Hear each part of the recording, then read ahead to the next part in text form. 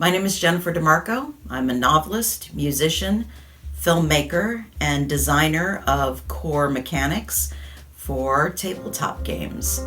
And today I'm going to show you guys how to play adventure decks from Blue Forge Gaming that run on the Stacked Gaming Core Mechanic 1.0. How to play adventure decks built on the Stacked Gaming 1.0 core mechanic.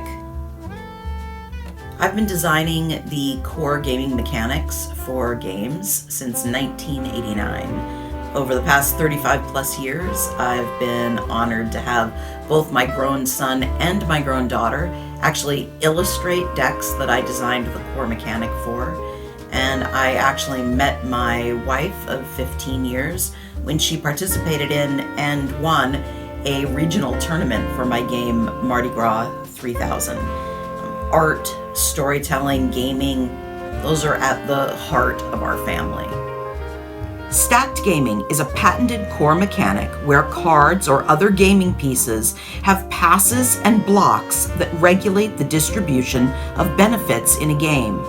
Today, I'll explain the most basic use of this mechanic, the 1.0 core mechanic used in adventure decks like The Curse of Granny Beale, The Dead of Winter, Johnny Apocalypse and the Battle with the Beastmen, and all the Ghost Sniffers Inc. decks.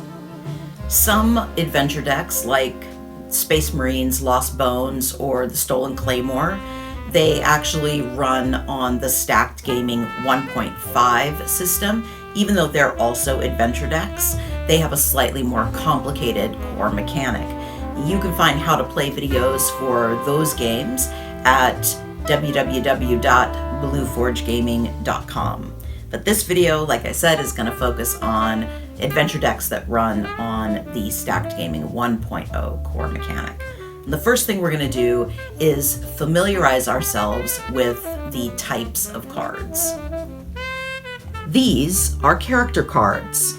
They have a character photo, the character's skill scores, purple for strength, blue for dexterity, green for endurance, yellow for intellect, orange for charisma, and red for faith. They have some flavor text about the character and the character's name.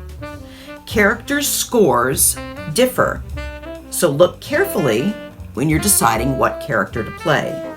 You'll also note that there's a pass through the card. That's the hole in the lower right-hand corner. That is where bonus numbers will show through if you're able to claim a bonus item. These are mission cards. They have the chronological number of the card at the top, the story text that can be read aloud when you're playing with a group of players or to yourself when playing solo. Somewhere in the text will be a colored word. That will be the skill that your character needs to test. These are bonus cards. To clear a bonus card, you'll have to pass 3 tests. So in the flavor text, you'll see 3 color-coded words that tell you 3 different skills that your character will have to test. But you'll also see that there's a colored sphere in the lower right-hand corner. The color corresponds to the number that's printed on it and tells you what skill your character will receive a bonus in should you pass all 3 tests and win this card. These are conflict cards. They're especially difficult challenges where you'll have to pass 2 tests.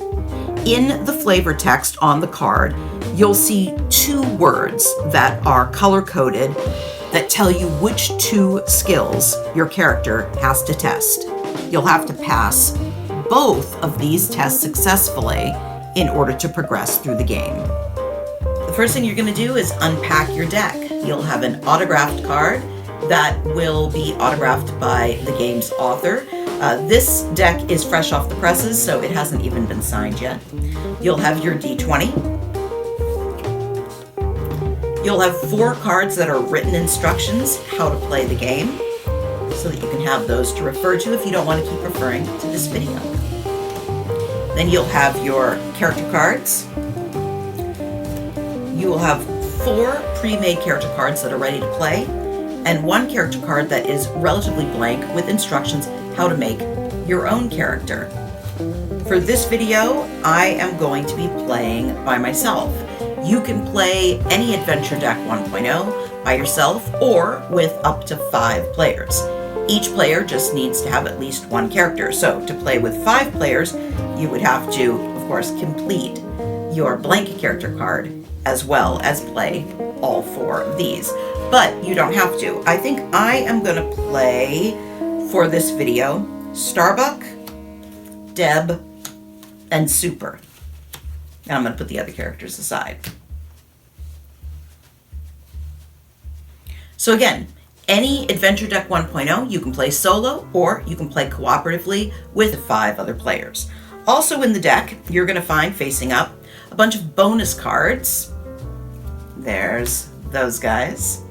And you're going to find conflict cards. They look like this. And then last but not least, you're going to find 30 mission cards. Now, mission cards are stacked in the opposite direction in the deck box. They're going to be face down in the deck box so that you'll know when you get to them. Also, when you flip the first one over, it says mission card 1 at the top.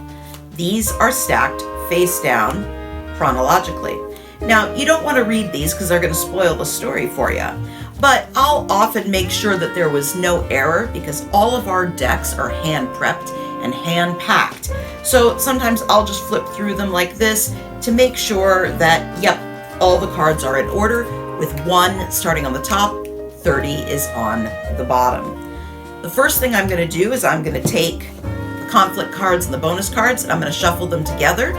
And I'm sure you guys have faster and cooler ways to shuffle, but for this video, I'm just going to wiggle them all around. And when I'm done shifting all these cards around, then I'm going to take them and I'm going to sort these cards one at a time into the deck. I'm not going to put one of them on the very top or on the very bottom, but I am going to insert them randomly without knowing where they're going and without knowing what I'm putting where. You know, am I putting a conflict card or a bonus card? What am I doing? I'm just putting them into the deck in random places. Again, as long as they're not the first card in the mission deck or the last card in the mission deck, they can be anywhere in the deck. All right, so now my mission deck is fully packed.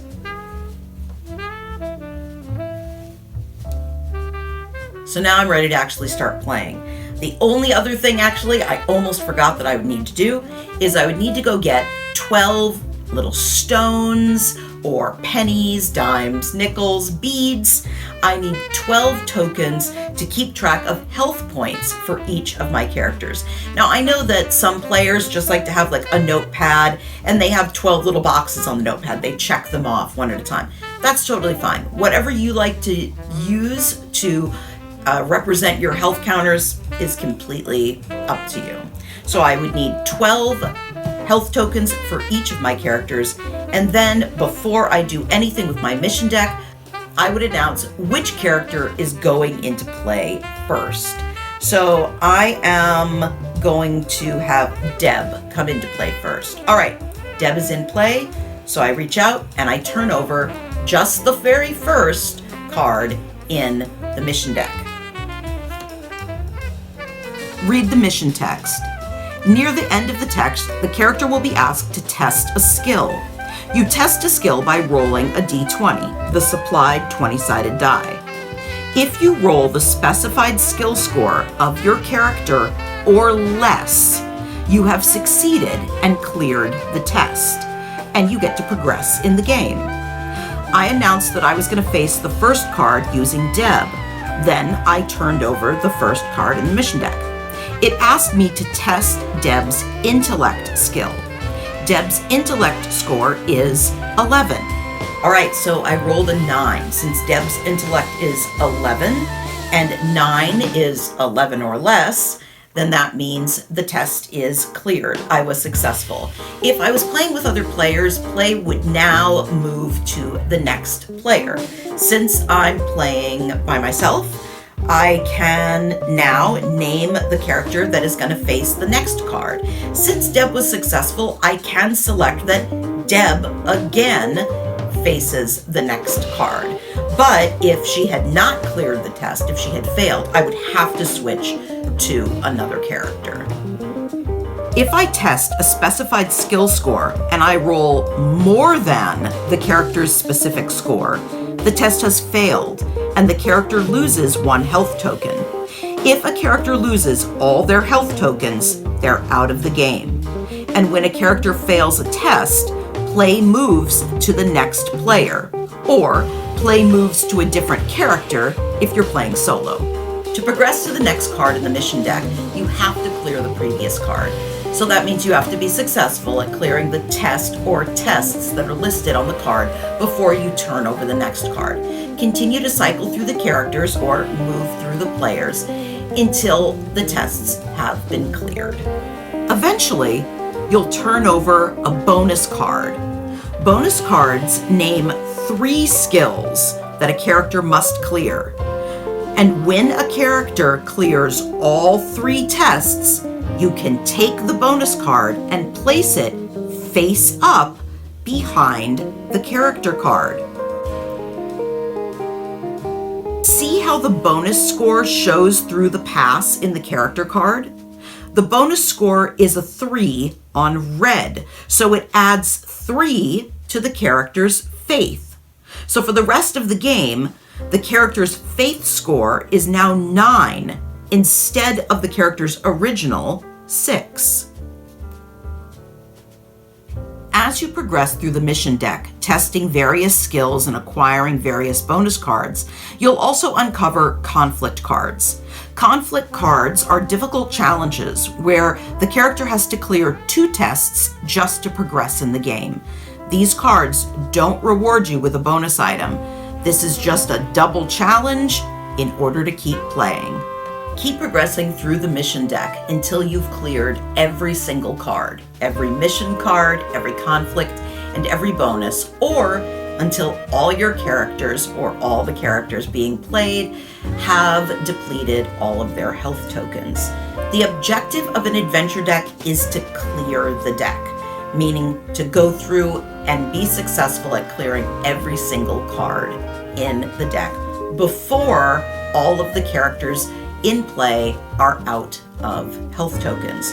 When you're playing with a lot of different players, you're trying to do this cooperatively. So if even one player is surviving by the end, you have successfully completed the deck. The story will unfold as you play. It will unfold as told on the mission cards and also on the conflict and the bonus cards. It's a story, role-playing, trading card, mishmash hybrid. But what I love is that a good story does remain at the heart of all of our adventure decks. And that's how you play a Stacked Gaming 1.0 core mechanic adventure deck. Game on.